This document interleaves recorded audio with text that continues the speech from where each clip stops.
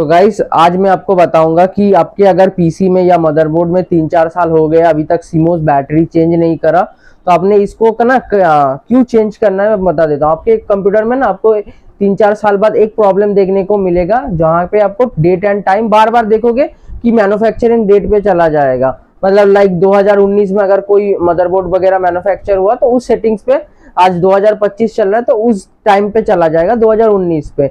लेकिन ये बार बार ही होता रहेगा तो इसका मेन कारण होता है सीमोस बैटरी। सीमोस जो चिप होता है ना इसको ये बैटरी पावर करता है जिसके मदद से आपके पीसी में जो भी सेटिंग्स वगैरह होता है लाइक रैम ओवरक्लॉक करके रखे हो, विजुअलाइजेशन वगैरह ऑन करके रखे हो, ये सारे चीजें ये जो बायोस चिप है ना ये पूरा सेटिंग्स करके रखता है। और ये जो बैटरी है उसको जब आपका पीसी ऑफ रहता है सप्लाई देता है ताकि वो सेटिंग्स हट ना जाए। तो आपको जरूर से ये बैटरी चेंज कर लेना पड़ेगा अगर डेट एंड टाइम ये सब प्रॉब्लम आ रहा है तो। वीडियो पसंद आता है चैनल को लाइक सब्सक्राइब करें।